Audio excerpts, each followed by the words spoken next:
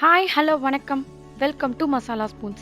இந்த வீடியோவில் தெருவோர கடைகளில் கிடைக்கிற பட்டாணி மசாலா சுண்டல் வீட்டிலே ரொம்ப சுலபமாக அதே சமயம் செம்ம டேஸ்ட்டாக எப்படி செய்யறதுன்னு பார்க்கலாம். வாங்க வீடியோக்குள்ளே போகலாம். மசாலா ஸ்பூன்ஸ். முதல்ல ஒரு கப் காஞ்ச பட்டாணியை ஒரு 6-7 மணி நேரம் நல்லா ஊற வச்சு எடுத்துக்கலாம். இந்த பச்சை கலர் அப்படி இல்லாட்டி வெள்ளை கலர் எது வேணாலும் யூஸ் பண்ணிக்கோங்க.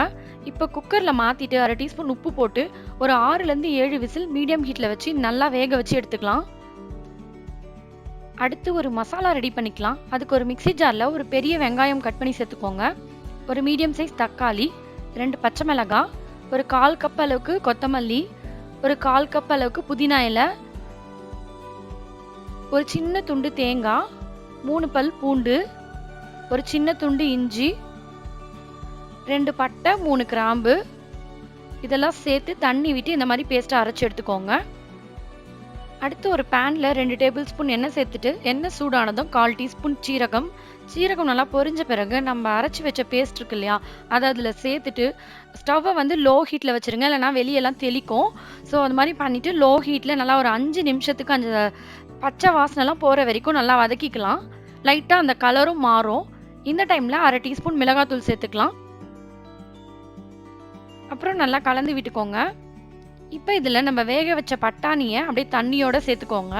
பட்டாணியை பற்றின இன்ட்ரெஸ்டிங்கான விஷயம், 1984 ஜானட் ஹாரிஸ் அப்படின்றவர் சாப்ஸ்டிக்கை யூஸ் பண்ணி 1 மணி நேரத்தில் 7175 பட்டாணியை சாப்பிட்டு கின்னஸ் ரெக்கார்ட் பண்ணியிருக்காரு. பாருங்க, நம்மளால ஸ்பூனில் எடுத்து சாப்பிட்டா கூட 1 மணி நேரத்தில் அவ்வளோ பட்டாணி சாப்பிட முடியுமான்னு தெரில. இப்போ இதில் தேவையான அளவு உப்பு சேர்த்துக்கலாம். அப்புறமா ஒரு 2 கப் அளவுக்கு தண்ணி சேர்த்து நல்லா கலந்து விட்டுட்டு மீடியம் ஹீட்டில் வச்சு இதை வந்து வேக வைக்கணும். இது எவ்வளோக்கு எவ்வளோ ஸ்லோ குக் ஆகுதோ அதுதான் ரொம்ப டேஸ்ட் கொடுக்கும். நல்லா மூடி வச்சு 20 நிமிஷத்துக்கு நல்லா வேக வச்சு எடுத்துக்கோங்க. பாருங்கள், 20 நிமிஷம் ஆயிடுச்சு. நல்லா கொதிக்க ஆரம்பிச்சிச்சு. இப்போ அந்த மசாலாவும் நல்லா திக்கான கன்சிஸ்டன்சிக்கு வந்திருக்கும். இப்போ இதில் ஒரு 1/2 டீஸ்பூன் மிளகுத்தூள் சேர்த்துக்கலாம். மிளகுத்தூள் கண்டிப்பாக சேர்த்துக்கோங்க, அப்போ தான் அது வந்து டேஸ்ட் ரொம்ப சூப்பராக இருக்கும். அதே நேரம் ரொம்ப நல்லதும் கூட. இப்போ கலந்து விட்டுட்டு ஸ்டவ் ஆஃப் பண்ணிடலாம். நம்மளோட மசாலா சுண்டல் ரெடி ஆகிடுச்சு. இது எப்படி பிளேட் பண்ணுறதுன்னு பார்க்கலாம். முதல்ல இந்த மாதிரி ஒரு பிளேட் எடுத்துகிட்டு தேவையான அளவுக்கு மசாலா சுண்டல் போட்டுக்கோங்க. அப்புறமா அது மேலே உங்களுக்கு எவ்வளோ தேவையோ அந்த அளவுக்கு கொஞ்சமாக ஆனியன் சின்ன சின்னதாக கட் பண்ணி சேர்த்துக்கோங்க.